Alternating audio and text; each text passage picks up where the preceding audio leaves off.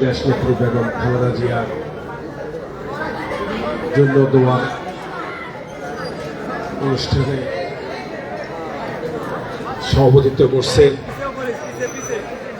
48 নম্বর word থেকে বারবার নির্বাচিত কাউন্সিলর, আমাদের সকলেরই প্রিয়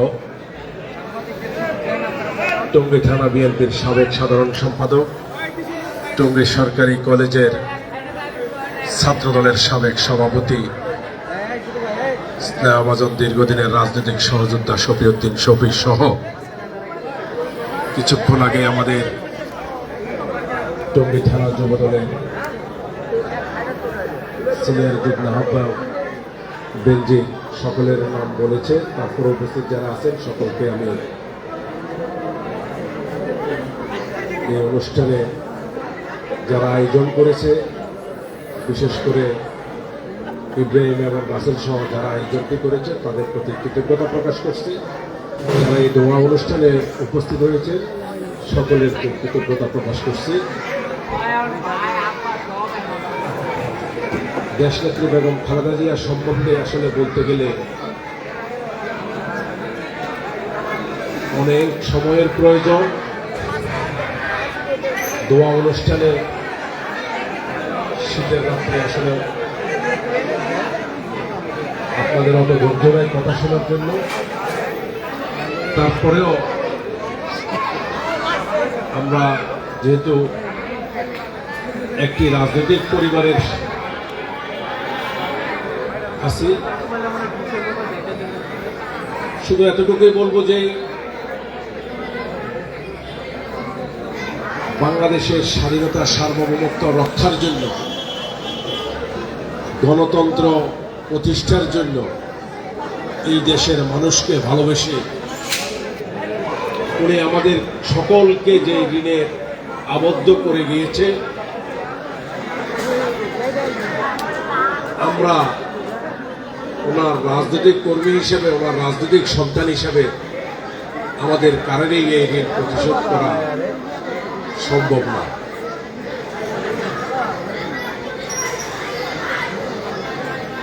বাংলাদেশে আমি বলবো যে পৃথিবীতে কোনো মহিলা রাজনীতি করতে এসে মা উপহাদি এটা দেশনেত্রী বেগম খালেদা জিয়াই পেয়েছে। এই দিক থেকে মনে করব যে উনি লক্ষ কোটি কোটি সন্তান রেখে গেছে, এটাও তার রাজনীতিতে সবচেয়ে বড় সার্থকতা আমি বলব। যেহেতু এখানে আমার কিছু মা বোনেরা উপস্থিত আছে, ওনার কর্মজীবনে, রাজনৈতিক জীবনে আরেকটি কথা বলে শেষ করব। কথা বলতে গেলে অনেক কথা আসে। উনি প্রধানমন্ত্রী হওয়ার পরে যে জিনিসটা চিন্তা করেছে যে আমি যদি নারী সমাজকে শিক্ষিত করে তুলতে পারি, কিভাবে নারী সমাজকে শিক্ষিত করা যায়, উনি উদ্যোগ নিয়েছে যে শিক্ষার বিনিময় খাদ্য কর্মসূচি। শিক্ষার বিনিময় খাদ্য কর্মসূচির মাধ্যমে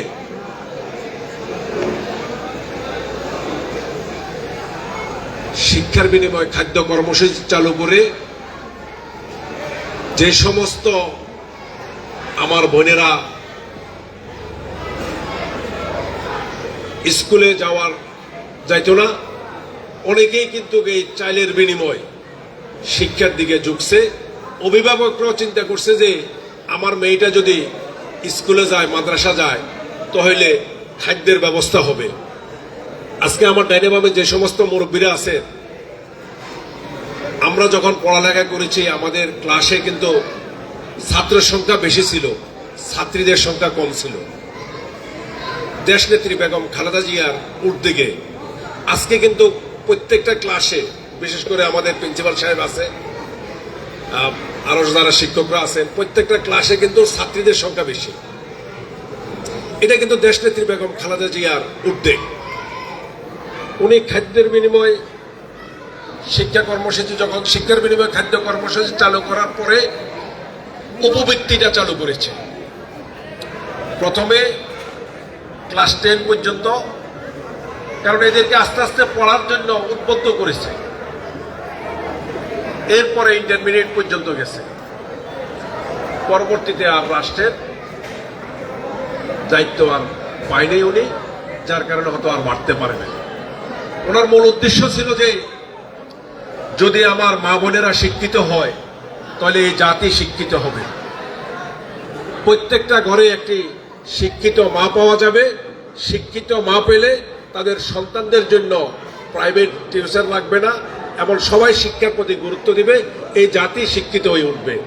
আমার ব্যক্তিগত ধারণা যে দেশনেত্রী বেগম খালেদা জিয়ার সবচেয়ে বড় উদ্যোগ ছিল এটা, এই জাতিকে শিক্ষিত করে তোলা।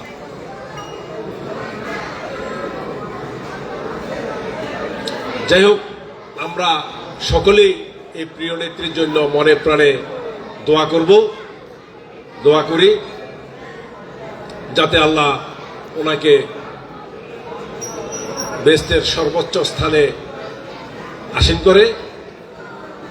আমরা দোয়া করব আগামী 12 ফেব্রুয়ারিতে জাতীয় সংসদ নির্বাচন, সে নির্বাচনে আমাদের প্রিয় নেতা, আপনাদের আমাদের সকলেরই পরিচিত সাবেক এমপি, সাবেক মন্ত্রী, সাবেক মেয়র, বিএনপির সাবেক ভাইস চেয়ারম্যান অধ্যাপক এম এ মান্নান সাহেবের সুযোগ্য সন্তান, গাজীপুর মহানগর বিএনপির সাধারণ সম্পাদক এম মঞ্জুরুল করিম রনিকে, তখন নেত্রী জীবিত ছিল দেশনেত্রী বেগম খালেদা জিয়া, আমাদের প্রিয় নেতা বিএনপির ভারপ্রাপ্ত চেয়ারম্যান তারেক রহমান এম মঞ্জুরুল করিম রনির হাতে ধানের শীষ প্রতীক তুলে দিয়েছে। আমরা যারা জাতীয়তাবাদী আদর্শে বিশ্বাসী, আমরা যারা বেগম খালেদা জিয়াকে ভালোবাসি, তারেক রহমানকে ভালোবাসি, আমাদের আদর্শের জনক শহীদ রাষ্ট্রপতি জিয়া রহমানকে ভালোবাসি, আমরা সকলেই রনি সাহেবের জন্য ধানের শীষ প্রতীকের জন্য দোয়া করব, কাজ করব।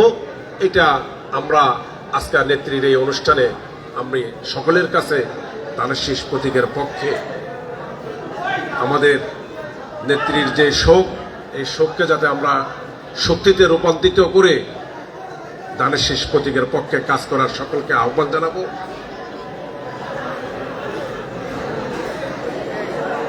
আমাদের কাউন্সিলর সাহেব বলেছে যে শুধু গাজীপুর সিটি না, এই এলাকায় দিয়ে উদাহরণ, এই মাদ্রাসায় ওনার অধ্যাপক এম এ মান্নান সাহেবের অনেক অবদান আছে, আমাদের প্রিন্সিপাল স্যার আছে। এছাড়া যারা এখানে বিশেষ করে আমার কালাম কাকা সহ হুজুর, যারা মুসিমুদ্দিন চাচা সহ যারা আছেন মুরব্বীরা, তারা জানেন যে অধ্যাপক এম এ মান্নান সাহেব যখন 91 সালে এমপি হয়, ওনার প্রথম প্রোগ্রামটি এই মাদ্রাসা দোয়া অনুষ্ঠানে হয়েছে। কাজেই উনি এই দত্তপাড়ার জনগণকে, এই এলাকার জনগণকে কতটুকু ভালোবাসলে, কতটুকু আন্তরিকতা থাকলে তার প্রথম প্রোগ্রামটি নির্বাচিত হয়ে প্রথমেই এই মাদ্রাসার মাঠে আসে।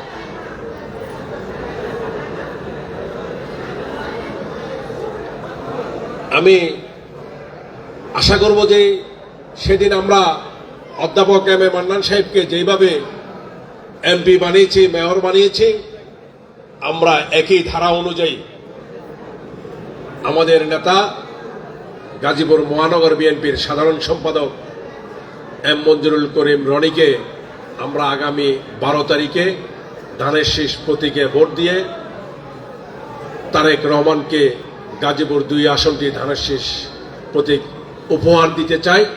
এটা আমরা সকলেই আপনাদের কাছে দোয়া এবং এই প্রত্যাশা ব্যক্ত করছি। পাশাপাশি